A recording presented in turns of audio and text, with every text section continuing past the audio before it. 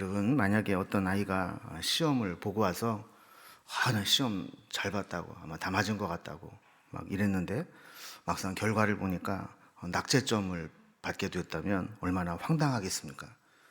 그러니까 일곱 교회에 보낸 이 편지들을 우리가 살펴보고 있는데 우리도 그런 실수를 할 수 있겠구나 하는 생각을 해보게 됩니다. 특히 라오디게아 교회는 아주 자신만만한 그런 교회였지만 주님의 평가는 낙제점이었습니다. 칭찬할 만한 구석이 단 하나도 없는 아주 심각한 문제를 가지고 있는 교회가 라오디게아 교회였습니다. 더 큰 문제는 이런 심각한 문제를 안고 있으면서도 내게 문제가 있는지조차 파악하지 못하고 있다는 겁니다.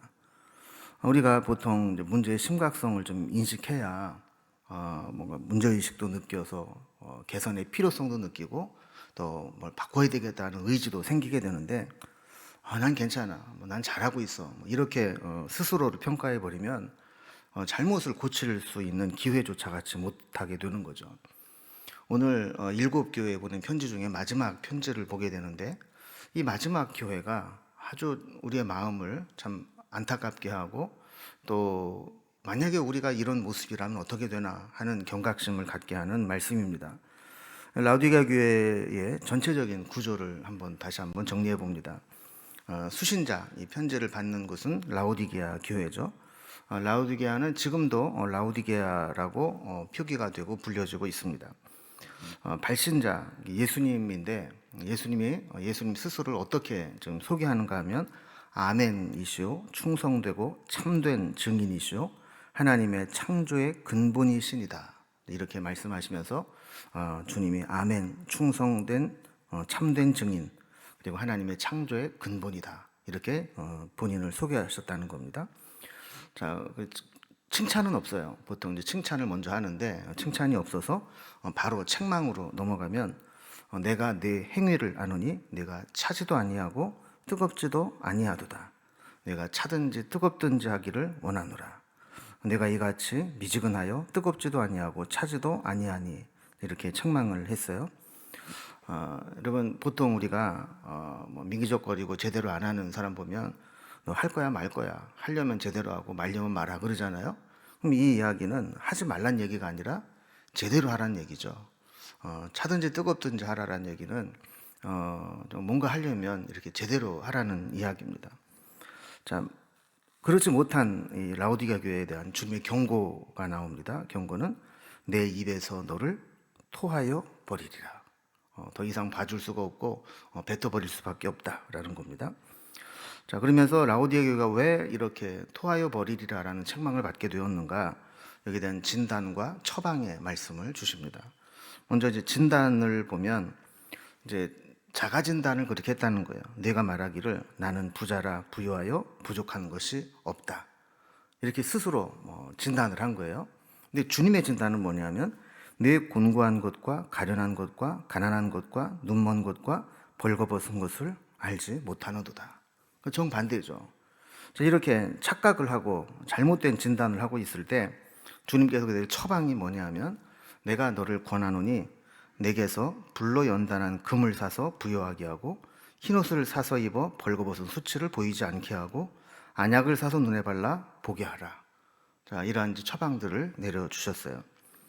자, 그러면서 책망만 했지만 주님은 그 교회를 또 사랑한다라는 것들을 보여주기 위해서 권면을 합니다. 무릇 내가 사랑하는 자를 책망하여 징계하노니 그러므로 내가 열심을 내라, 회개하라. 볼지어다 내가 문 밖에 서서 두드리노니 누구든지 내 음성을 듣고 문을 열면 내가 그에게로 들어가 그와 더불어 먹고 그는 나와 더불어 먹으리라.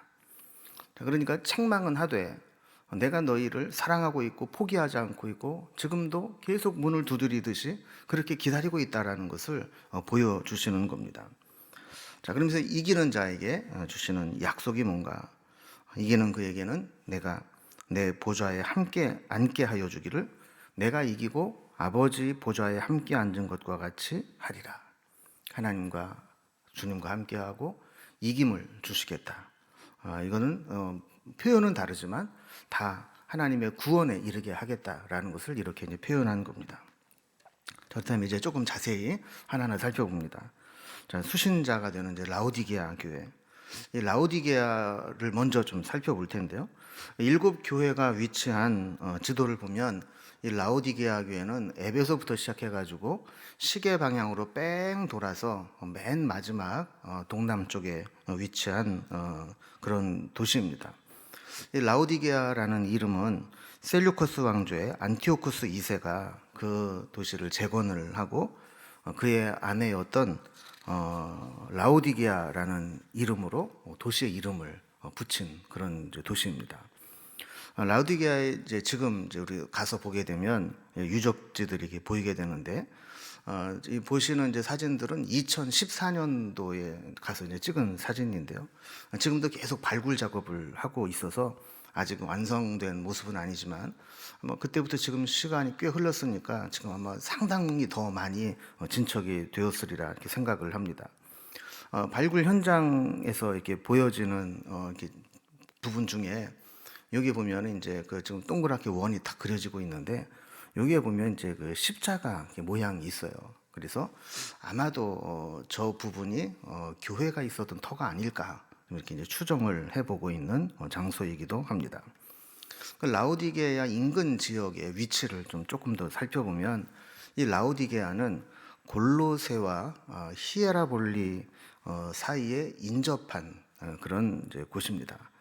그래서 북쪽에는 히에라볼리, 지금 이제 지명으로는 파묵갈레, 터키 지역을 혹시 관광이나 여행을 다녀보신 분들은 이제 파묵갈레로 알려진 곳이 이제 히에라볼리거든요.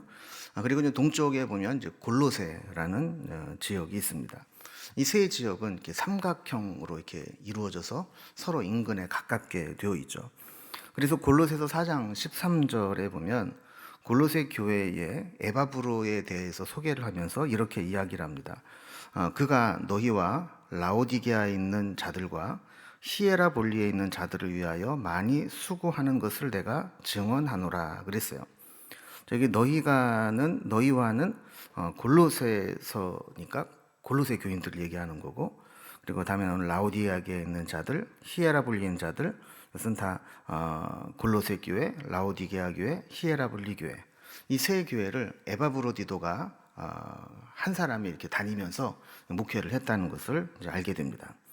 그리고 골로새서 4장 16절에 보면 이 편지를 너희에게서 읽은 후에 라오디게아인의 교회에게도 읽게 하고 또 라오디게아로부터 오는 편지를 너희도 읽으라. 성경에 바울 서신으로 포함되어 있지 않은 서신서들도 왔다 갔다 했는데 이런 것들을 만약에 라오디게아 교회에 만약에 왔다면 그것을 골로새 교인들도 읽고 골로새 교회 편지들은 라오디게아 교회도 서로 읽고 이제 돌려가면서 읽어라. 그래서 이것을 이제 돌려가면서 읽는다 해서 회람 서신이라고 부르거든요. 자, 이렇게 해서 서로 인접해 있는 곳이기 때문에 서로 회람하며 은혜를 나눌 수 있게 되었고 한 목회자가 세 교회를 이제 섬길 수 있었던 겁니다. 그 라오디게아라고 하는 이 곳은 경제적으로 매우 풍족한 곳이었습니다. 라오디게아에는 루카스라는 계곡이 있었는데 여기에서 목화 재배와 또 목양으로 면직물과 가죽 옷들이 발달을 했습니다. 그리고 아스클레피우스라고도 하는 병을 낫게 하는 신으로 알려진 맨카루 신전이 있었고 그 옆에는 의학교가 있었어요. 그래서 많은 의사들을 배출을 합니다. 그리고 여기에는 유명한 약들이 있었습니다. 나드향으로 만든 이 귀약, 그리고 또 부르기야 가루약에 기름을 섞어 만든 안약, 이런 것들이 이제 유명했습니다. 성경학자들의 연구에 의하면 라오디게아에는 금융업이 또 발달을 했다 그래요. 그러니까 여러 이제 산업들이 발달을 하니까 돈이 모아지게 되겠죠. 그 돈들을 또 관리할 수 있는 금융업이 발달을 하게 되었고 자연스럽게 그 지역은 경제적으로 이제 풍요로운 곳이 됐다는 거예요. 여러분 우리나라 뭐 이렇게 속담인지 뭔지 약간 그런 말 있잖아요. 뭐 어디 가면 주먹 자랑하지 말고, 뭐 어디 가서 돈 자랑하지 말고, 뭐 어디 가서 뭐 자랑하지 말아라. 뭐 이런 얘기가 있잖아요. 그러니까 이 라오디게아 교회는 돈이 많은 곳이었어요. 그러니까 그곳에서 뭐 돈 자랑한다는 게 의미가 없다라는 것이죠. 어느 정도로 돈이 많았느냐 하면 당시에 소아시아 지역에 대지진이 일어나서 도시마다 막대한 피해를 입히고 있었다. 이런 것도 우리가 지금 계속해서 살펴봤잖아요. 이때 이제 도시가 폐허가 되고 나니까 로마의 황제가 로마에 그 돈을 보내서 재건을 하는데 도와줬거든요.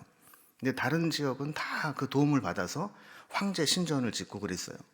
그런데 라오디게아 교회는 필요 없다고, 우리는 우리 스스로 할 수 있다고, 그렇게 해서 이 황제의 지원을 거부했던 곳입니다. 그러니까 얼마나 돈도 많고 자존심도 센 곳이에요. 자, 그러다 보니까 라오디게아 사람들은 스스로 어떻게 생각했냐면, 나는 부자라, 부유하여 부족한 것이 없다. 이렇게 스스로를 평가할 때 나는 부족한 게 없어, 나는 부자야, 이렇게 생각하고 살았다는 거예요. 우리나라로 말하면 이제 강남에 있는 대형 교회 정도 되는 거죠. 그러니까 다 돈도 많고 또 사람들도 삐까뻔쩍한 사람들이 막 모이는 이제 그런 교회와 비슷한 겁니다. 로마의 지원을 거부하고 안 받다 보니까 황제 숭배에 대한 강요도 별로 없었어요. 그러니까 다른 지역에 있는 교회처럼 황제 숭배를 강요받고 막 신앙의 외적인 핍박이 있고 그런 곳이 아니었다라는 겁니다. 그러니까 라오디게아 교회는 신앙의 핍박이나 또 이단이나 신앙을 위협할 만한 요소가 없는 그런 이제 교회였다라는 겁니다. 그런데 라오디게아 지역에 유일한 문제점이 하나 있었어요. 그게 뭐냐면 물이 없다는 거예요. 생활용수가 절대적으로 부족했다는 겁니다. 그러니까 아무리 뭐 땅을 파봐도 물이 나오는 데가 없는 거예요. 어쩔 수 없이 이제 사람들이 모여 살아야 되니까 물은 필요하고, 어떻게 했냐면 인근 지역인 히에라볼리, 파묵갈레와 또 골로새로부터 용수를 끌어다 썼습니다. 히에라볼리는 요즘에 파묵갈레라고 불리는 곳으로 석회수 온천이 있는 곳입니다. 그래서 따뜻한 온천이 계속 솟아나오고 거기에서 사람들이 모여서 온천을 즐기는 곳이었어요. 자, 그런데 이제 이곳의 물이 석회질을 담고 있다 보니까 물이 이렇게 흘러가면서 천천히 이렇게 석회질이 응고되면서 마치 논두렁처럼 이렇게 뚝을 만들어요. 그래서 이 물들이 차곡차곡 흘러가게 되는데, 지금까지 본 두 장은 옛날에 이제 여행사에서 찍은 사진이고, 근데 지금 실제 모습은 물이 지금 없어요. 그래서 이제 하얀 석회석만 남아있고, 물이 있는 곳만 조금씩 이렇게 고여 있게 되는데요.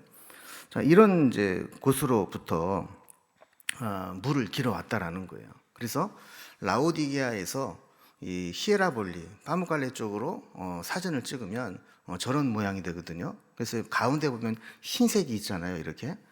그게 이제 눈이 아니고 그 부분이 바로 아까 봤던 흰색 그 석회석 지역으로 되어 있는 부분입니다. 그래서 여기서부터 물을 끌어오게 되는데, 온천수다 보니까 물이 이제 처음에 나올 때는 뜨끈뜨끈했죠.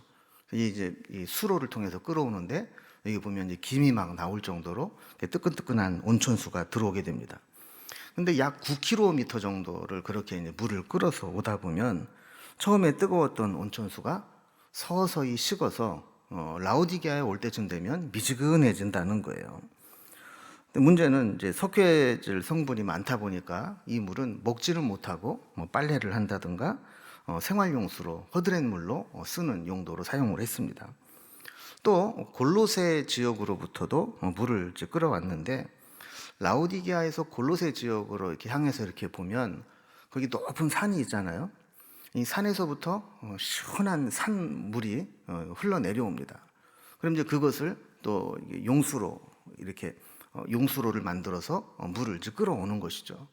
지금은 이제 물이 없어가지고 빈 흔적만 남았는데, 마찬가지로 여기에서도 한 11km 정도를 이렇게 끌어오다 보면 처음에 시원했던 물들이 라오디게아로 올 정도 되면 이제 중간에서 다 미지근해지는 겁니다. 근데 문제는 온도만 미지근해진 데 있는 게 아니라, 진짜 문제는 물이 오염된다는 데 문제가 있어요.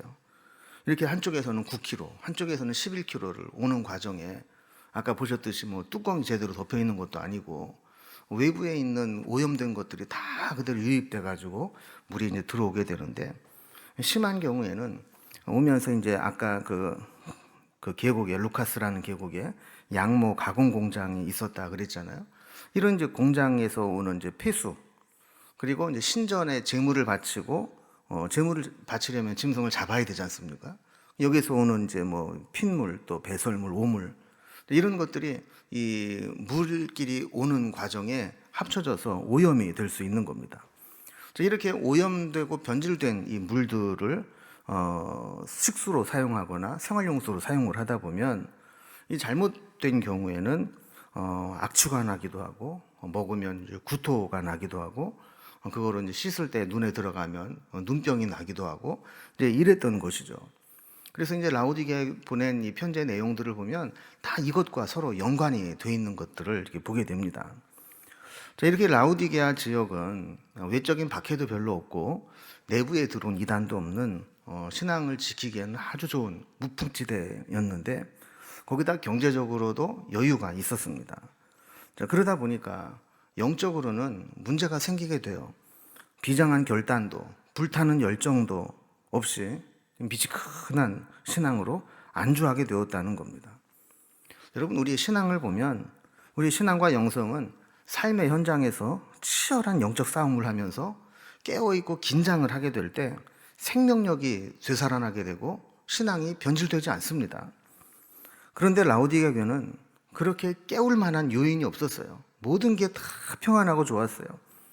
여러분, 이거는 라오디게아 교회의 모습을 보면 은혜요 축복이 아니라 오히려 주님이 토하여 내치겠다고 할 만큼 버림받을 위기에 처하는 위기 상황이 될 수 있다는 것을 보여주게 됩니다. 자, 이렇게 라오디게아 교회에 편지를 보낸 주님은 뭐라고 소개를 하는가? 발신자를 보면 아멘이시오, 충성되고 참된 증인이시오, 하나님의 창조의 근본이시니다, 이렇게 소개를 해요. 지금까지 우리가 이제 7교회에 보낸 편지들을 보면서 주님이 본인을 소개할 때 각각 다 달랐죠, 그죠? 그런데 주님이 소개하시는 모습을 보면 그 교회의 상황을 잘 대변하고 있다는 거예요.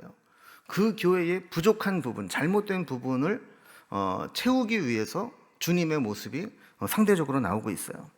그래서 그 예수님의 모습을 보면 그 교회의 실상을 잘 알 수 있는데, 라오디게아 교회에 뭐라고 소개를 하셨다고요? 14절 다시 보면 아멘이시오, 충성되고 참된 증인이시오, 하나님의 창조의 근본이시니다. 여러분, 이 이야기는 역으로 지금 라오디게아 교회 교인들은 아멘도 없고 충성되지도 않고 주님의 참된 증인으로 살아가지도 못하고 있다는 것을 반증해 주는 겁니다. 여러분, 영적으로는 수용성이 좋은 사람이 신앙이 좋습니다. 그래서 말씀을 들어도 아멘 이렇게 화답할 수 있어야 되고, 하나님의 말씀을 들으면 뭐 따지고 계산하고 막 고집부리고 이러는 게 아니라 주님 그렇습니다, 주님이 말씀하시면 저는 그렇게 믿습니다, 이렇게 아멘이 돼야 되는데, 라오디게아 교인들은 다 지가 잘난 줄 아는 거예요. 그 말씀이 들려도 그건 성경이 얘기고 현실은 달라 이러면서 아멘이 없는 겁니다. 또 충성스러운 모습을 가져야 되는데 그들은 충성도 없어요. 여러분, 충성이 뭐예요? 충성은 언제나 변함없는 모습을 의미합니다. 그래서 믿을 만한 존재가 되는 거죠. 변덕이 심하거나 기복이 심한 것은 충성스러운 게 아닙니다. 뿐만 아니라 우리의 모습을 통해 주님의 증인된 삶을 살아야 되는데, 이 라오디게아 교회는 그런 게 없다는 거예요. 뭐 내가 예수 믿고 좋은 게 있고 감동이 되고 감격스럽고 은혜를 받아야 당신도 예수 좀 믿어보라고 이러지, 본인이 그런 게 없는데 어떻게 증인된 삶을 살겠어요? 뿐만 아니라 우리 주님은 하나님의 창조의 근본이십니다 그랬어요. 여러분, 사실 이게 제일 심각한 말씀인데요. 창조의 근본이시다, 이 얘기는 뭐냐면 지금 라오디게아 교회는 창조하듯이 완전히 뜯어 고칠 필요가 있는 곳이라는 겁니다. 뭐 웬만큼 조금 수정해서 쓸 수 있는 정도가 아니라 완전히 허물고 해체시키고 다시 재창조의 수준으로 새롭게 교회를 만들어야만 교회다워질 수 있는 매우 심각한 상황을 가지고 있다는 게 바로 창조의 근본이신 분이다라는 표현이라는 거예요. 자, 그러면 왜 이런 표현을 주님이 하셨을까? 그 실상을 이제 주님이 책망하시는데, 세 번째로 라오디게아 교회가 받은 책망을 보면 차지도 아니하고 뜨겁지도 아니했다 그랬어요. 그리고 요한계시록에 보면은요, 주님이 7교회 보낸 편지들 속에 행위에 대한 말씀이 많습니다. 여러분, 우리는 믿음을 강조하지만 주님은 또 행함을 또 강조하시는 것을 보게 돼요. 그리고 왜 그렇습니까? 믿음이라는 것은 그냥 관념이나 생각이 아니거든요. 그래서 에베소 교회를 향해서 주님이 준 메시지가 뭐예요? 처음 행위를 가지라는 거예요. 처음 사랑을 버렸는데 처음 행위를 가져라. 또 두아디라 교회에 대해서는 내 나중 행위가 처음 것보다 많도다. 날마다 성장하는 모습, 나중 행위에 변화된 모습, 이걸 칭찬하셨어요. 사대교회를 향해서 책망할 때는 뭐라고 그랬어요? 내가 네 행위를 아노니 하나님 앞에 네 행위에 온전한 것을 찾지 못하였느니라. 지금 행위를 보신다는 거예요. 빌라델비아 교회를 향해서는 뭐라고 그랬습니까? 내가 네 행위를 아노니 내가 작은 능력을 가지고서도 내 말을 지키며 내 이름을 배반하지 아니하였도다. 비록 주님으로부터 작은 능력을 받았지만 그 행위에 있어서만큼은 어디에도 뒤지지 않았다는 거예요. 또 오늘 보면 라오디게아 교회에도 내가 네 행위를 아노니 내가 차지도 아니하고 뜨겁지도 아니하도다. 주님은 우리의 행위에 관심을 가지고 계시고 우리의 믿음이 행위로 어떻게 드러나는가를 지켜보고 계신다는 것을 보여줍니다. 신앙은 관념이나 생각이 아니라 우리 현실의 삶의 현장에서 우리의 행위로 증명되는 것, 실제적으로 드러나는 것이 되어야 한다는 것을 말씀하는 것이죠. 여러분, 오늘날 성도들의 모습을 보면 믿는 것도 아니고 안 믿는 것도 아니고 신앙인도 아니고 안 신앙인도 아니고 그냥 미지근하게 살아가는 모습을 많이 보게 되는데, 여러분, 이거를 이제 책망하시는 거예요. 주님이 우리에게 요구하시는 신앙은 분명하고 확실한 희생과 헌신이 있는 신앙입니다. 신앙과 세상 사이에 경계선상에서 양다리를 걸치고 한쪽 발은 이쪽에 대고 한쪽 발은 이쪽에 담그면서 왔다 갔다 하는 신앙이 아니라는 거예요. 라오디게아 교회는 세상과 신앙의 문제에 미지근하고 미온적인 태도를 가졌습니다. 이런 신앙의 회색지대에 머물러 있는 미온적인 신앙으로는 영적인 시험에서 이겨낼 수도 없고 크고 작은 시험과 환난과 고난을 만날 때 온전하게 믿음을 지킬 수도 없습니다. 여러분, 책망만 받은 교회들의 공통점은 이런 신앙의 도전과 문제가 사라지고 평안해진다는 거예요.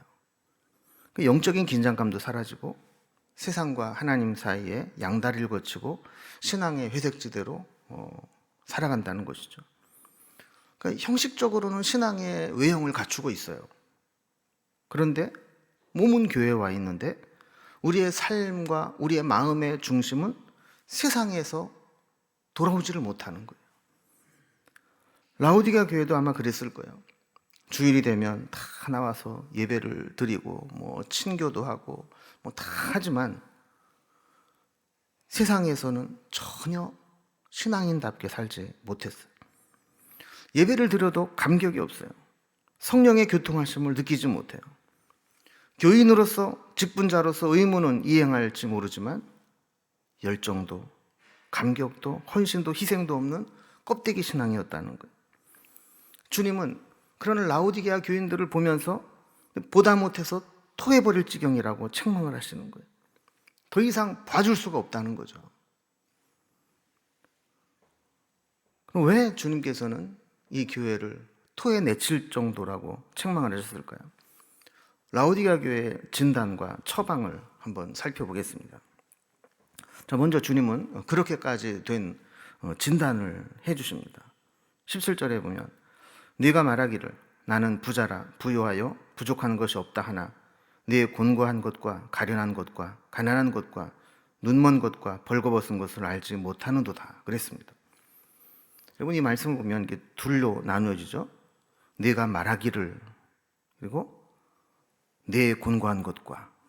그러니까 자가 진단과 전문의의 진단은 다르다는 거예요.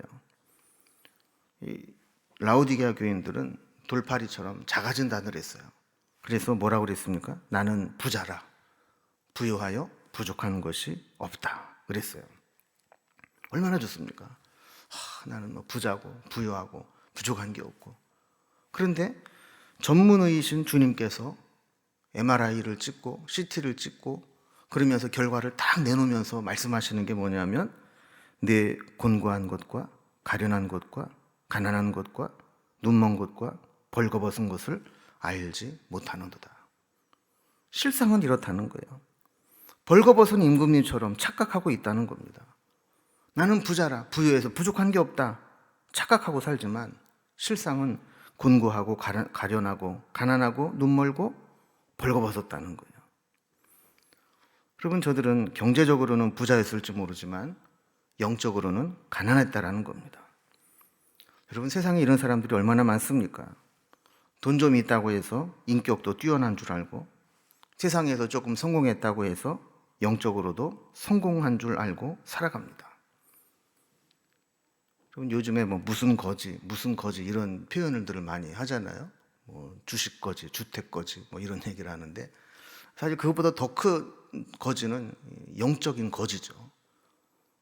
다른 사람 다 영적으로 충만한데 나만 영적으로 막 갈급해 있고 곤고해져 있고,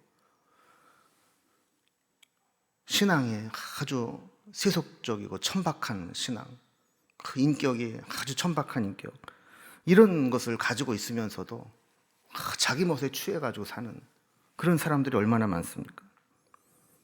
자, 이런 자들에게 처방을 주십니다. 처방을 잘 보면 무엇을 사라, 무엇을 사라, 사서 이렇게 대처해라, 이런 부분이 많이 나와요. 18절 말씀 볼 때 한번 잘 살펴보세요. 내가 너를 권하노니 내게서 불로 연단한 금을 사서 부유하게 하고 흰옷을 사서 입어 벌거벗은 수치를 보이지 않게 하고 안약을 사서 눈에 발라 보게 하라. 금을 사라, 흰옷을 사라, 안약을 사라 그래요. 그러면 사라는 얘기는 무슨 얘기냐면, 산다는 얘기는 대가를 지불하는 거잖아요. 산다는 건 돈을 내고 물건을 가져오는 거 아닙니까? 무엇인가를 내가 얻기 위해서는 내가 가지고 있는 재화를 대가로 지불하는 거예요. 다시 말하면 적극적으로 대가를 지불해서 나의 부족함을 채우라는 겁니다. 여러분, 우리 인간은 나이만 먹고 시간만 지난다고 해서 저절로 성숙되거나 저절로 신령해지는 인간이 아닙니다. 인간은 나이가 더 먹을수록 고집만 세지고 세상 욕망만 더 채워지는 그런 존재입니다. 그래서 신앙은 대가를 요구합니다. 내 신앙이 변질되지 않고 계속 역동적 있는 신앙을 가지려면 뭔가를 자꾸 지불하고 헌신하고 희생해서라도 그것을 얻으려고 하는 적극적인 신앙이 필요하다라는 거예요. 그리고 여기 보면 세 가지를 사라고 했는데, 그 세 가지를 산다는 게 무슨 의미인가 한번 봅니다. 먼저 첫 번째로 불로 연단한 금을 사서 부유하게 하라 그랬어요. 불로 연단한 금을 사서 부유하게 하라. 그럼 불로 연단한 금, 뭐를 얘기하는 걸까요? 불로 연단한 금은 성경에서 항상 불로 연단된 믿음을 얘기를 해요. 여러분, 진짜 부유함은 돈으로 살 수 있는 게 아닙니다. 돈으로 재벌이 될 수는 있을지 몰라도 믿음을 풍요롭게 할 수는 없습니다. 반대로 우리는 세상에서 돈으로 재벌은 될 수 없어요. 그러나 믿음에는 재벌이 될 수 있어요. 믿음으로는 누구보다 큰 믿음을 가질 수 있어요. 여러분, 우리가 믿음이 얼마나 중요합니까? 신앙생활 한다고 하면서 믿음이 얼마나 중요한가를 깨닫고, 내가 어떤 대가를 지불하고서라도 내가 내 믿음을 성장시키기 위해서, 내가 믿음을 갖기 위해서, 때로는 기왕 가지고 있는 이 믿음, 이것이라도 잃어버리지 않기 위해서 내가 희생하고 지불해야 될 대가들이 있다면 내가 기꺼이 지불하겠다, 이런 마음이 있어야 된다는 거예요. 근데 많은 사람들이 돈 손해보기 싫어서 믿음을 저버리고, 세상의 즐거움을 놓기 싫어서 믿음에서 멀어지고, 내 이익을 포기하지 못해서 믿음을 포기하는 일들이 많이 있어요. 이게 주님은 뭐라고 말씀하시냐면, 불로 연단한 금을 사는 심정으로라도 내 믿음을 굳건하게 하라는 겁니다. 그럼 불러연단한 믿음, 시련을 딛고 우뚝 선 신앙, 고난과 시련을 통과한 증명된 믿음, 이 믿음을 소유한 사람이 진짜 부자라는 거예요. 이 믿음이 없는 사람은 세상적으로 아무리 많은 것을 가지고 있어도 그는 가난하고 곤고하고 부족한 자라는 거죠. 두 번째, 뭘 사라고 그랬어요? 흰 옷을 사서 입어 벌거벗은 수치를 보이지 않게 하라. 그럼 벌거벗었다라고 하는 것은 성경에서 항상 우리의 죄와 천박함이 드러나 수치스러운 상태를 말하는 거예요. 그럼 사실 우리가 지금도 우리의 죄와 허물들이 다 드러나지 않아서 그렇지, 우리가 마음으로 짓는 죄, 또 몰래 숨어서 짓는 죄, 이게 그냥 뭐 다 드러난다고 생각을 해보세요. 얼마나 수치스럽고 부끄러운 일입니까? 이런 수치스러움은 옷을 입어서 가리듯이 그렇게 우리의 수치를 가려야 되는데, 흰옷은 정결한 신앙을 얘기하는 거예요. 그런데 이 세상에서는 우리가 아무리 우리를 가리려고 해도 다 가릴 수가 없어요. 마치 아담과 하와가 나뭇잎으로 임시로 자기의 부끄러운 모습을 가릴 수는 있지만 그것이 영원히 가릴 수 없듯이, 그래서 우리는 주님이 우리에게 입혀주시는 의의 옷, 십자가의 대속의 은혜, 이것으로 늘 무장하고, 나는 그것이 없이는 살 수 없는 자입니다. 주님의 대속의 은혜가 없이는 나는 부끄러워서 살 수 없는 존재입니다.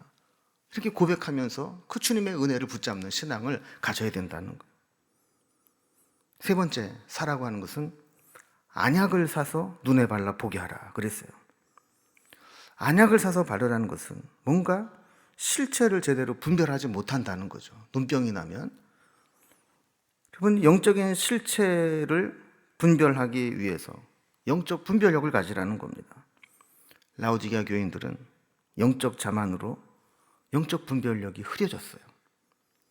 여러분, 우리의 영적인 분별력을 제일 흐리게 만드는 게 자만이잖아요. 교만하면 아나무인이 되는 거예요. 자신의 실체를 보지 못하는 겁니다.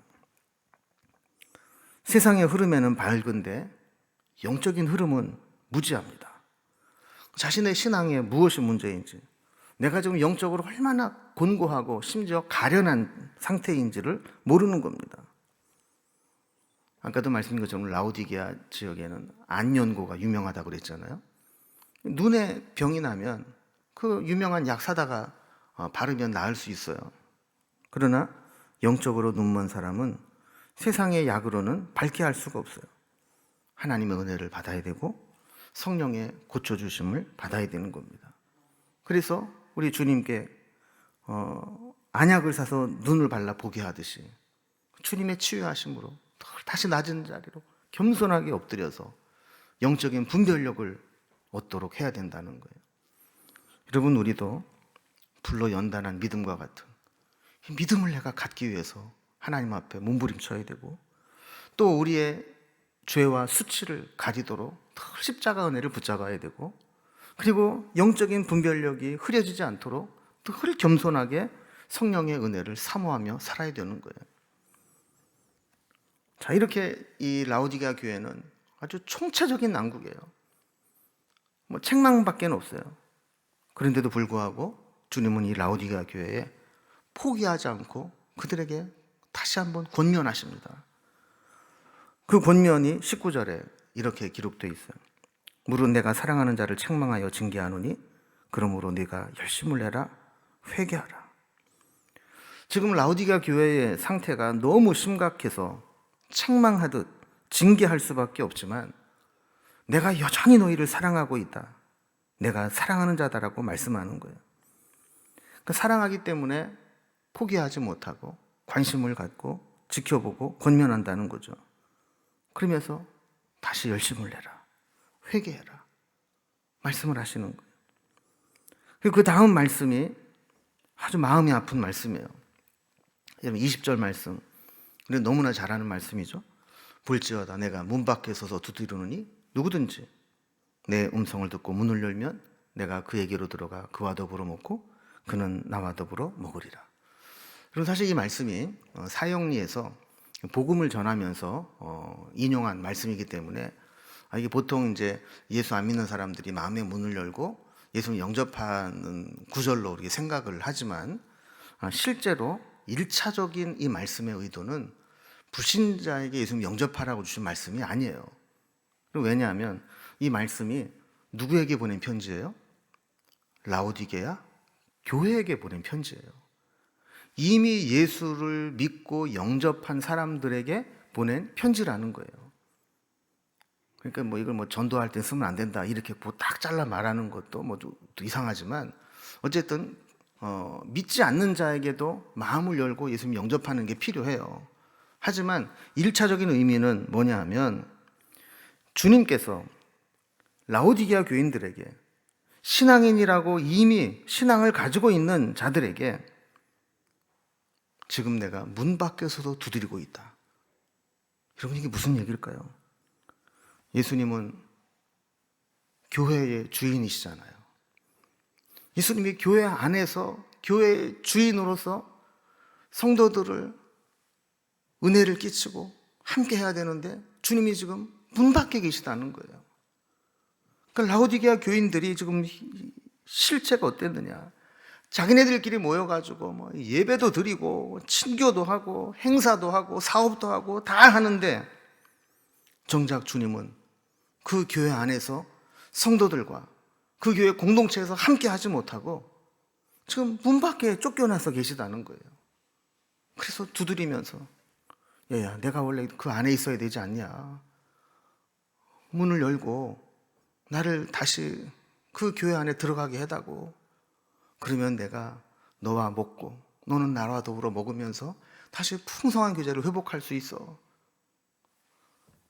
그럼 제가 이 본문을 가지고 설교를 몇 차례 했었는데 이번에 이 설교를 준비하면서 이 말씀이 너무 마음에 아프게 와닿았어요.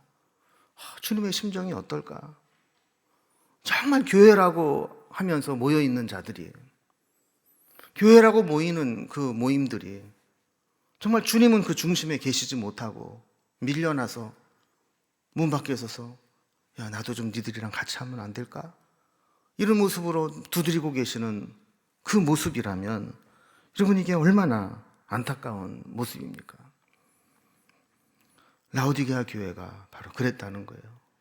그런데 저는 그게 라오디게아 교회의 모습만이 아니라고 생각을 해요. 어쩌면 그것이 우리의 모습일 수도 있고 오늘날 한국교회의 모습일 수도 있어요. 모여서 우리끼리 좋다고 으쌰으쌰 하는데 정말 그 중심에 주님이 계시는지, 이게 오늘 라오디게아 교회에 보낸 그 편지를 통해서 우리가 고민해 봐야 될 문제입니다.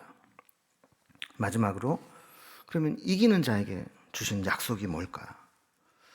주님은 각 교회마다 믿음으로 이겨낸 자들에게 상급을 약속해 주셨는데 라오디게아 교회에 주신 상급은 21절에 이렇게 기록되어 있어요. 이기는 그에게는 내가 내 보좌에 함께 앉게 하여 주기를 내가 이기고 아버지 보좌에 함께 앉은 것과 같이 하리라. 여러분 주님이 아버지의 뜻에 순종해서 이 땅에 내려오셔서 십자가에 죽으시는 그 순종을 통해서 하나님은 그 아들을 지극히 높여주시고 하나님 우편에 앉게 하셨어요. 마찬가지로 지금 라오디게아 교회가 이렇게 뜨뜻미지근한 신앙으로 주님도 내쫓은 것 같은 그런 모습으로 살아가고 있지만 다시 열심을 내고 회개하고 돌이킨다면 주님이 하나님 우편에 계시는 것과 마찬가지로 주님 옆에 우리를 앉게 해주시겠다라고 약속해 주시는 겁니다.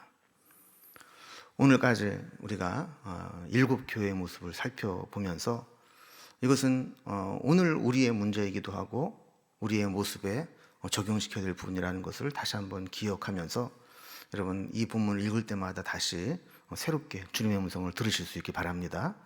이제 오늘까지는 이제 땅의 교회에 대한 주님 말씀을 우리가 살펴보았고요. 예고편이에요.